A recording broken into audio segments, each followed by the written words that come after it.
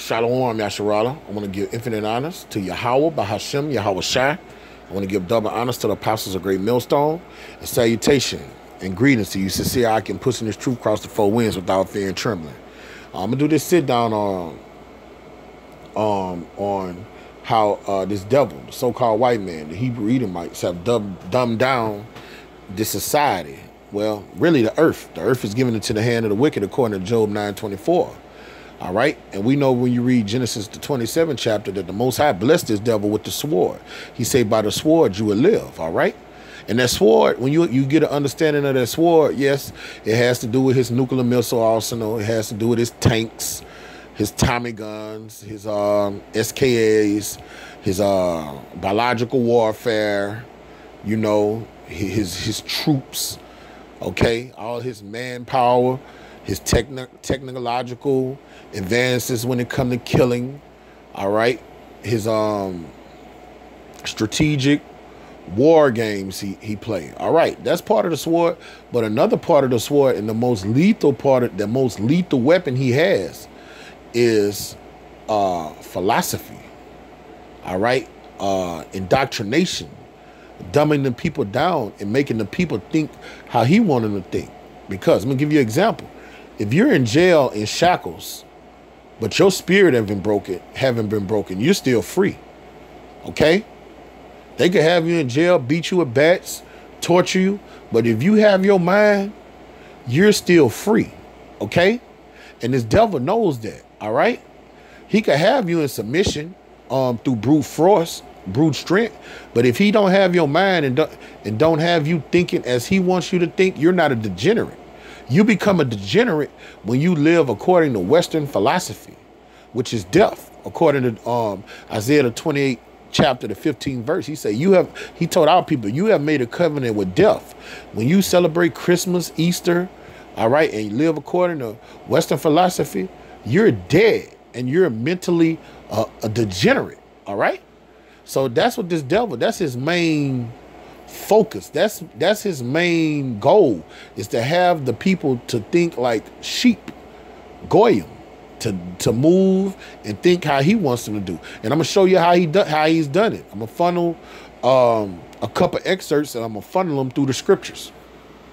All right, on this clip it says the difference between lexicon, vocabulary, and dictionary. This comes from EnglishStackExchange.com. All right, so I'm gonna go down to the pivotal points I want to bring out. All right, and it reads, based on the assumption that the curated Oxford English Dictionary, and Oxford is over there in England, those are the people where you will hear English spoken in its most purest form. Over here in America, this shit we hear is a broken English, even though English itself is a broken language. All right. English over here is what you would call, what we call Ebonics amongst our people. The so-called American English over here, that these politically correct senators and English professors speak, it's not even a pure form of English. It's total bullshit. Over there in England, they speak the most purest form of English that's out. Okay, that when this language was first birthed, that's how it was spoken. All right. The Oxford English Dictionary is better primary source for words, meanings in English than the crowded source Wikipedia entries, such entries you stumbled on. All right. See, and that's what he's telling you. Over there is where you would get a better understanding of the language, because guess what? If you learn over there at Oxford or the Cambridge, all right, over there in England, they're gonna. I'm over here in America. I'm gonna say this: if you go to one of those Ivy League schools like Princeton, Harvard, where else? Yale. All right, you would get, and you go take English courses there. They're going to go into Latin and the Greek, so you would get a better understanding of the English language over there. All right. But that's another topic. I just want to break down how this devil uses philosophy to dumb us down and to keep us in a position of derision, servitude. Okay. English in that crowded you stumbled on. All right, and this guy I hate to use multiple words. He's telling you this Wikipedia bullshit and the sources you get over here for the understanding of words. He's basically telling you is bullshit. That's why he say go to the Oxford, go over there to England, get their understanding, learn the way that they teach it. Okay. Here's an excerpt of what the OED says about all of this. I suppose you can take this for formal definition if it pleases you to do so. But really, they just documented matters as the editors of the OED saw fit to do. Okay? It should come as no surprise that the OED takes special care delineating the historical and extended use of its own name, dictionary. All right? And let me tell you why. Because you have to understand history, the history of words, the etymology of that word to be fully enlightened about that word. Over here in America, you're not truly enlightened when you go to elementary and they give you a bunch of vocabulary words. And then they dumb you down and tell you this word means that meaning, when that word is derived from a word in the Greek and the Latin, and that meaning of that word is vast. But I'm going to give an example of that, okay? See that the real dictionary, if you need that, and he's calling the real dictionary over there across seas. Truth be told, to know that the end of the dictionary since 1.8 is probably all you need. But I'll include a little more than that just in case. The important paragraph that distinguishes one from the other, I've highlighted in bold. Now that's where I'm about to go. Here I go. All right. This is what this guy has highlighted in bold. Vocabulary now is generally limited to a smaller and less comprehensive collection of words. This is what's going on in America, man. This is how they dumb you down, okay? All right? Or a word book of technical or specific terms. All right? When you understand the Greek and the Latin, a word can have multiple meanings, okay? But when you come into English, they dumb that word down and it means exactly what they want you to think, okay? So when that's their way of warning you and beguiling you to think like them and be like them, all right? It's not education in America is not truly enlightenment or enrichment. You always got to remember it's indoctrination, okay? Lexicon is the name usually given to dictionaries of Greek, Hebrew, Arabic, Syriac, Ethiopic, and some other literary languages. All right, you have to know the history of languages. All languages is derived from the Hebrew. All right? All languages are derived from the Hebrew. Hebrew was the first language on the planet Earth. All right? Aramaic comes from Aram. All right? It is birthed out of Hebrew. Greek is birthed out of Hebrew. Okay? Greek and Latin is birthed out of Hebrew. Greek and Latin is actually similar to the Hebrew. All right? And then you have English, which is birthed out of Greek and Latin. All right? You have to know these things to be truly enlightened. All right? Let me get another clip I got. All right? Let me go back once. And let me get this. All right, this is another clip. This comes from wikidifferent.com. And I put in that same question. What's the difference between vocabulary and lexicon? All right. And here's the difference. All right. We about to go down. This is the English for vocabulary. Usually alphabetized and explained collection of words. All right. Of a particular field. Or prepared for a specific person's purpose, often for learning. All right. Now let's see what it says for lexicon, the vocabulary of a language. You see, for you to truly understand the language is vast. All right. But the vocabulary is for a specific term, a specific word. It's what the editor or the person wants you to think. It's not vast. All right. The collection of words a person knows and uses. My Russian vocabulary is limited. All right. All right. Now here we go. I'm going to go to skip back over. All right. A dictionary includes or focuses on lexemes, a dictionary of classical Greek, which English is derived from, all right, Hebrew, Latin, or Aramaic, where all languages come from, okay? But when you go back to vocabulary, the stock of verbs used in a particular field, the vocabulary of social scientists is also often incomprehensible to ordinary people, all right? The words of a language collectively. The vocabulary of any language is influenced by context with other cultures, but you don't learn that here in America, all right? All you learn is it comes from the English. This is what this word means. All right. You don't learn that it comes from other cultures, other languages. A range of artistic or stylistic forms of techniques, and the so-called white man gives you those techniques. He gives you what he wants to give you. And I'm gonna go the next excerpt. I'm gonna explain it to you. All right, now let's go to the lexicon. We supposed to be learning through lexicons, not vocabulary words and so-called English diction. We supposed to be learning through lexicons, okay? The lexicology of a programming language, usually called lexical structure. And lexical structure gives you the meaning of that word in the English. It tells you where that word is derived from, and then when it tells you what the word derived from, it gives you the meanings, the meanings of that word. So that means you have a vast understanding of that word. You're truly enlightened when it comes to that word. Okay? Any dictionary, the vocabulary used by or known as to an individual, also called lexical knowledge, which you don't get in America.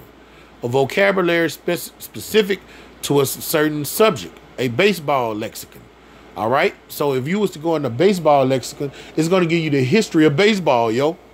It's going to tell you everything about baseball. It's not just going to give you, here, this is what the meaning of baseball means. All right. So let me go to my next clip. All right. Let's see. I'm about to go to Newspeak, and this is what the so-called white man has done to our people, and it's called Newspeak. All right, here we go. This is what it's all about right here. All right, I read all of that to get to this. This is what Newspeak is. It's an excerpt from George Orwell. He wrote a clip called Newspeak in 1984, and this is what it was all about. And this is a part of that sword what the so-called white man has put on the planet Earth. All right. The party wants to make sure that people are only having the kinds of thoughts that it wants them to have. This is what the party is creating, Newspeak. This is why the party is creating Newspeak. They want to limit the number of words that people know and use. This will, as Syme says, reduce the range of thoughts that a people are able to have. Now, let me clip on this excerpt. This is what's going on here in America. All right. Sim says, don't you see that the whole aim of Newspeak is to narrow the range of thought? And this is what happens when you have in totalitarian societies, and this is what America really is, and this is what it's coming to. It's coming into a totalitarian society. The birth of it has already started, and they're going to implement the draconian laws to go to synchronize with this totalitarian society. See below. Why does he think the narrowing of thought is necessary? It's from the 1984 novel. All right, it was a novel written by George Orwell. All right. All right, in America, what the so-called white man implements this tool on society. All right. Sim says, don't you see that the whole aim of Newspeak is to narrow the range of thought? All right. Why do you think that the narrowing of thought is necessary? All right. It's from the 1984 by Orwell. I do not really understand most of the book. All right. And here goes some expert answers. All right. The power of having a strong and wide lexicon of words is the ability Salakia, the power of having a strong and wide lexicon of variety of words is the ability to be specific about thoughts or feelings or ideals that need expression. When a language is changed to limit communication, the expression of the feeling or ideal is oppressed. This is what's going on in the American curriculum that they're teaching our children, okay? This happened throughout 1984, ironically. It happens regularly in many pockets of the world. Texting does this today. Words become smaller for some. As technology puts more iPads in the ears, tech toys in our hands, and tools to simplify our lives, we spend less time thinking because it gets done for us. We spending less time working because tasks are completed for us. This is the danger of an over-technologized society. This is one message of the book. When we stop thinking, we are susceptible to losing our humanity and your range of free thought, and you become a goyim, okay? In Orwell's the civic vision of the world, the party can only be able to consolidate and strengthen their power if all the people are one in the same.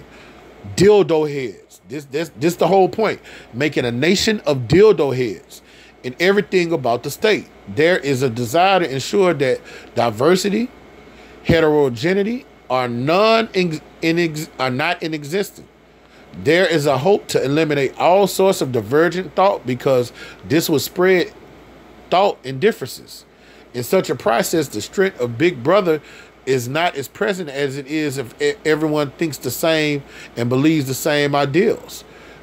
Two men can marry. A woman should be able to kill an unborn fetus. All right? It's okay to have sex with animals. Pedophilia. That's what they want you to think. They want everybody to think that's okay. All right? This is the nature of the beast. The beast wants you to think like it. It wants you to be a part of the matrix, okay? To narrow the range of thought is something that is highly consistent with the principles of the ruling government in Oceania and can allow them to exert greater and more effective force. The reason of this is that the party wants to keep the people from thinking too much. If they think, they are likely to rebel. All right? For you to be a conspiracy to deal in conspiracy theories, you have to have free thought. You can't just go, you have to go against the grain. All right? The party wants to make sure that people are only having the kinds of thoughts that it wants them to have. All right? And that's witchcraft. That's sorcery. All right? This is why the party is creating newspeak. They want to limit the number of words that people know and use. This while Seam says reduce the thoughts that people are able to have. So by controlling language, the party is going to make it less likely that the people will end up rebelling. All right? And this is what the world we're living in. Okay? Now let me give you an example of newspeak. All right? This is a prime example of newspeak. All right? I'm about to go into the word nice. Something simple is going into the word nice. All right? If you go to the etymology of the word nice, so we know what the word nice is: somebody that do good deeds, somebody that helps people. Oh, that guy was nice. That guy sure is nice. All right? But when you go to in the etymology of the word nice, let's see what it means and how somebody truly enlightened can have power over you when they play on your top with words. The origin is Latin, and it comes from the Latin nacer or nicius, and that's the female and male pronunciation of it. When you understand the Latin and the Greek, you have the female or the like Amerigo. Amerigo is the male way of saying America, and the female is the female version, okay? And in Latin, it means not know or ignorant, okay? The Old French nice means stupid. Middle English, the sense stupid from Old French. From Latin, this is ignorant. From necessary, to not know. All right? So when they say all these people are nice people, they're really calling you stupid when you read it in the newspapers and shit. Because who owns the newspaper? These corporate bankers, the Illuminati. They could play on words and dumb you down and say things that go over your head. And I'm about to give you an example. Other early sentences include core, reserve, giving rights to factibious, scrupulous. This led by the sense fine, subtle, okay? Which is a so-called white man, all right? Now, let me give you an example of how they use the word nice and it went over your head. And it was wicked as all fucking hell, man.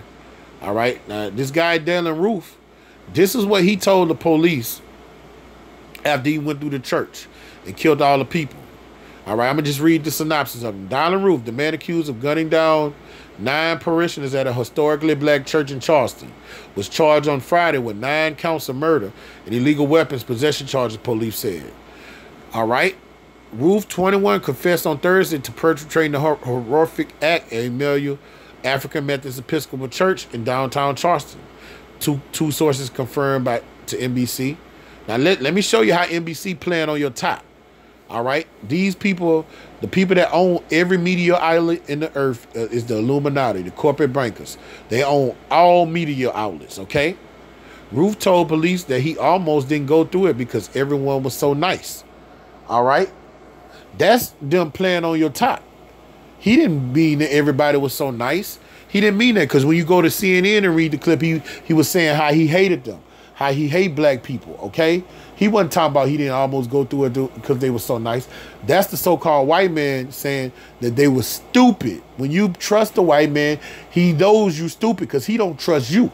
He don't like you. So that word nice, they're talking over the dumbed down people head and saying that those damn idiots in that black church was stupid. We're not letting the Edomite come amongst us. We're not letting a so-called white man get in amongst our ranks because we're not stupid. And according to 2 Corinthians, the 2nd chapter, 11th verse, we're not ignorant of Satan's devices. All right? We understand the word Satan is derived from the word adversary. Okay? So that's a prime example of newspeak right here. Well, if you knew that the word nice, what it truly meant, what it was derived from, all right, and somebody could insert that word nice in there, they could be calling you stupid and you don't even know it. That's the wine. That's the part of that sword that the so-called white man has. All right. Now I'm funneling it down through our scriptures and show that's why modern day Christianity would never understand the scriptures, because they would never go into Greek, the Latin, and understand the words, okay? So, let me see, is there any more that I need to get out of here? I think I touched on everything I needed. Nope. All right, I'm going to give you an example right here. All right, the word circus, all right? Now, dildo heads know that the word circus is, think that the word circus is just, if you just grew up in it in English, you think that the word circus just means you go to a ring and you see animals jumping through a hula hoop, and they don't know the history of it. They don't know the analytics stuff. They don't know the etymology of the word circus. They just think that the word circus, you see lions jumping through a hula hoop of fire and people swinging on swings, hitting flips and shit, doing acrobatical acts. But if you were truly enlightened, you would know. And I'm about to read this. All right, I'm gonna read. Am I gonna read this whole motherfucker? I'm gonna just get to the point. All right, I'm gonna start at. I'm gonna get straight to the point. All right, where is it talking about? I might have to read it all. Yeah, I'm gonna start from the top. All right, in my post, the Colosseum of Rome stated that it wasn't there that St. Peter or most of the other Christians met their deaths, but rather in another location in Rome. Most, including myself, were raised believing that it was within the Colosseum that the early Christians met their deaths. Now, after visiting the Colosseum, I found the story to be false. In fact, most of the martyring was done before the Colosseum was actually built. So how did this story get started in the first place? Well, I found out that the legend of the Christians being martyred in the Colosseum had begun with Pope Benedict. I think that's the 7th. I'm not good on my Roman numerals, Salakia. In in 1749, almost 1700 years after those events took place. And over the centuries, this decree by Benedict became taken as fact, even though it wasn't. See, when a white man come in power, he put lies, he alter history. That's what he do. History is his story. It doesn't mean it's true. So when you believe his lies, you drunk off the wicked wine. Today, historians say that most Christians were martyred, including St. Peter and St. Paul, under the reign of Emperor Nero. And this is the truth. He's about to bring out the truth. Who committed suicide 12 years before the Colosseum was built. So it wasn't the Colosseum where the saints were martyred.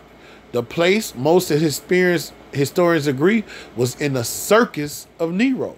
So the circus was originated from you so-called Negroes, because when you know who the modern day, who the Christians of antiquity was, all right, the original Christians, that's what you so-called Negroes, the tribe of Judah, all right? That's who Rome was coming down on, you so-called black people. You're the children of Israel, okay? So the word circus came from us being put in those rings, and they were killing us. We're going to see what they were doing to us. Roman circuses were built very different from arenas such as the Colosseum. They were oblong rectangular buildings with a track of racing on its floor. A long dividing wall called a spina ran down the center. The spina created two tracks running down each side.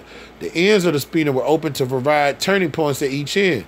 The spina was decorated with ornate statues, columns, and obelisks. Seating with audience was along the outside links and the ends of the track, ascending upon several rows. To visualize what a Roman circus would have looked like, think of the chariot race scene in the movies Ben-Hur.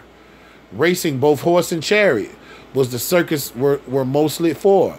Also, at times, other performances and presentations would take place there. All right, now I got this word. You know, you always give. What sparked this sit down is when I looked at the brother from Street Teacher, South Carolina. All right, when the sit down he did about martyrdom, the mirror martyrdom. All right, and when he was bringing it out, that's how I got this understanding of the word circus. You know, so you always give a brother his just due.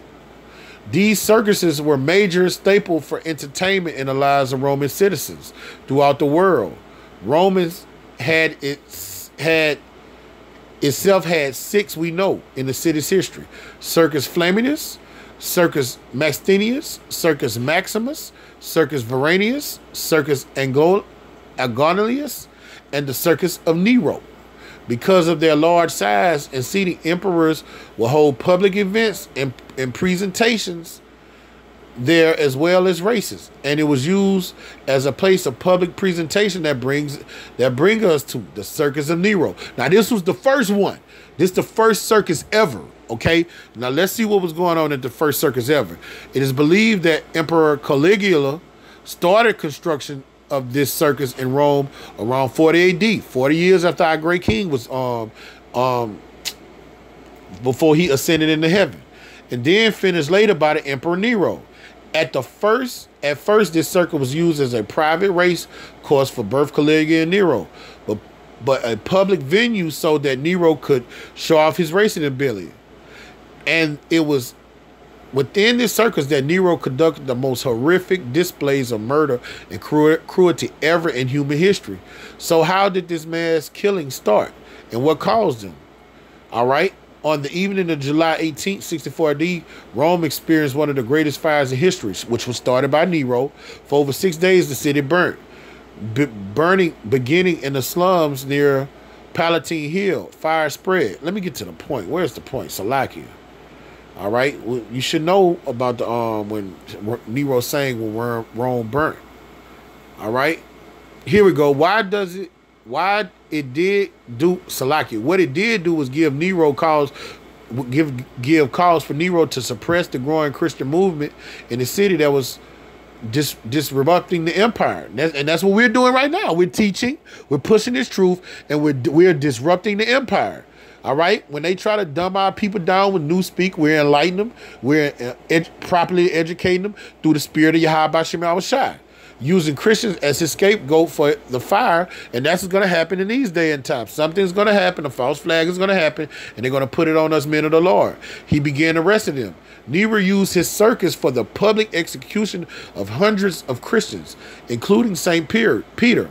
On the circus tracks, Christians were tortured, torn apart by wild dogs, and burnt alive.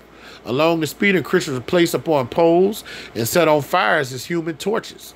It was also there along the speeder where crucifixions took place, including that of St. Peter. Now, I read all of that to say this.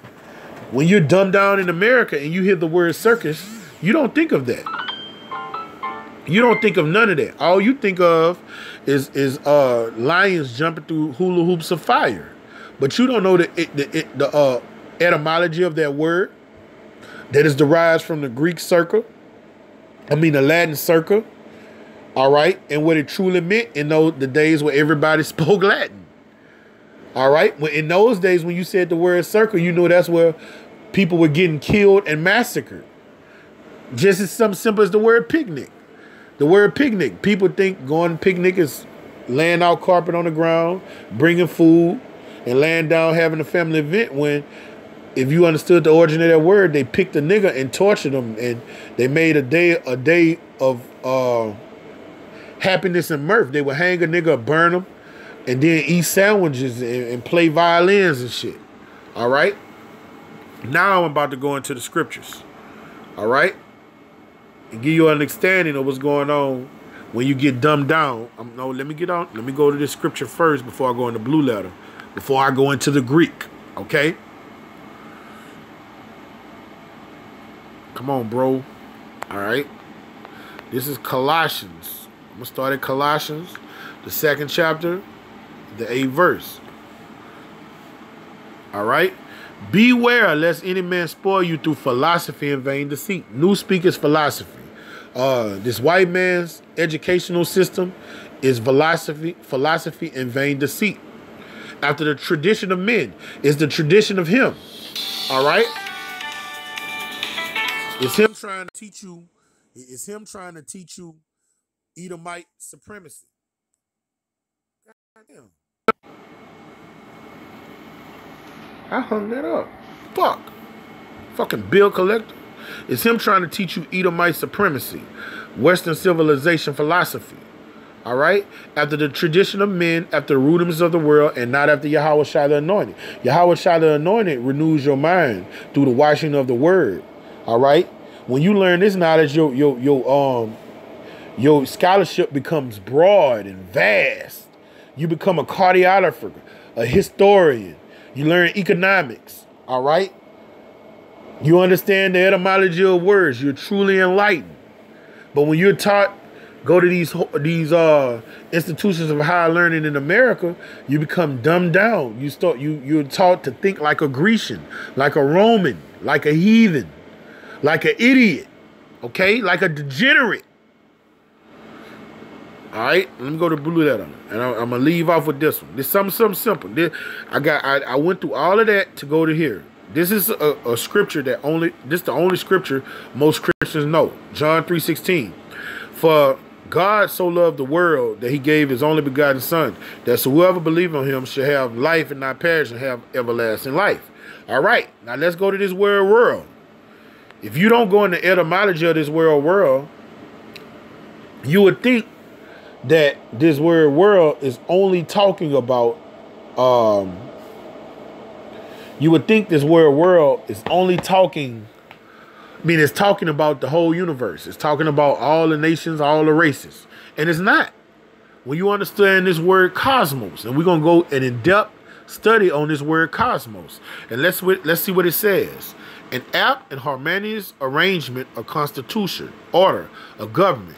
Now, when you look at the constellations in the heavens, if you're speaking about Virgo, you're not talking about all the quasars. You're not talking about all the quasars, the cosmos. You're not talking about all of the heavenly hosts. Virgo is only just one constellation. You still got Cancer. You still got Pisces. You still got the Milky Way. You still got the Big Dipper. You still got the different moons. All right, you got other galaxies, but when you're talking about Virgo, you're just talking about Virgo, the cosmos of Virgo. All right. So when you look at that word world and they use that word cosmos, you know that it doesn't mean universal, a specific sort. Like when you look at the football world, the world of sports have hundreds of cosmos. But when you go in the world of football, it's a cosmos within the cosmos, okay? When you go to football, you got the world of the referee, which is different than the world of the wide receiver. You have the world of the offensive lineman, which is different than the world of the quarterback, all right? But that whole cosmos is in meaning within the cosmos of football, you have different cosmos. You always got the fans. The fans, their lot in the world of football is not the same as the players. The announcer, his lot in the cosmos of football is not the same as the lot as the referee. So you have to study to show thyself approve according to the book of Timothy, the 2nd chapter, the 15th verse. All right, let me skip down. All right, now this is the second definition: ornament, decoration, adornment, the arrangement of the stars, the heavenly host, the armament of the heavens. All right, the arrangement of the stars, man. You have the Big Dipper, the Little Dipper. All right. So when you look at the table of races, you have Israel, you have Moab, you have Edom. Okay. The book of John, our great king, say he only came from the lost sheep of the house of Israel. In the book of Matthew, all right, so when you read the book of John, it's just a different account from a different person. So he say he only came from the lost sheep of house of Israel. He only came for that cosmos, the children of Israel, okay? But then you got to learn how to take meat off a bone. You got this other meaning, the world, the universe. That's when you've been dumbed down and you stuck on the English, what you've been taught in this English cosmos, in this American cosmos. All right? You've been dumbed down and you think that the word world only means the universe. Okay? And you don't know the etymology of that word, so you can be bewitched thinking salvation is for everybody when salvation is only of the Jews. And you have multiple scriptures proving that. Okay? All right? And this is a beautiful example, all right? All right, I'm going to go down to this one of these last meanings. An aggravated or general collection of particulars of any sort. You see what I'm saying? You have particular in different sorts of races. You got the so-called black man, the so-called white man, the so-called Chinese man. All right, it's a particular. It's not everybody. You see what I'm saying? Even amongst our people, you got people that like different venues of music. Music, yeah, you can say music on a vast a vast spectrum, a broad spectrum, a broad horizon. But then you got rock and roll, you got rap, classical. All right, that's why you have to learn the etymology of words, man. Or this devil, he can bewitch you, he can manipulate you, man. All right, I'm gonna give you one more excerpt of this word cosmos, man. All right, about this guy Pythagoras, who he was a Greek philosopher. Where is this guy? I thought I had brought it up. I must have deleted it. Here we go. Yeah, he was a philosopher. All right. The philosopher Pythagoras. Now, this is where the word cosmos come from. The philosopher Pythagoras first used the term cosmos, ancient Greek. So for you to understand that word world in John 3:16, you have to understand the word cosmos. Okay? Or you could be bewitched, deceived. All right? For the order was first used, the word term cosmos, for the order of the universe. Okay?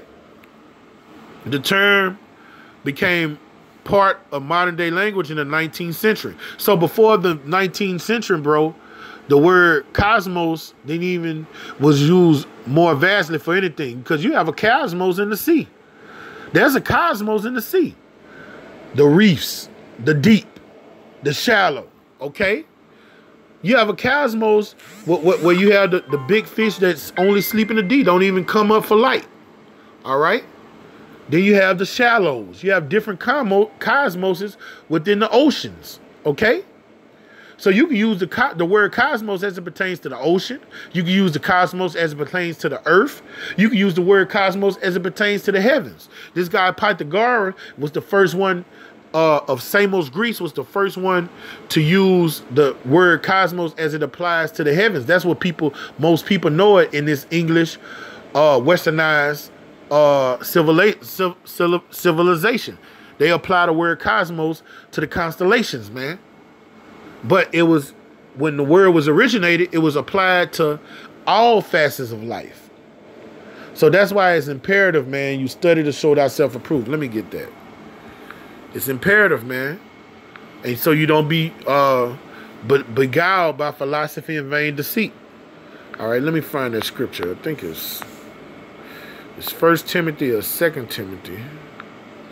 2nd chapter, 15th verse.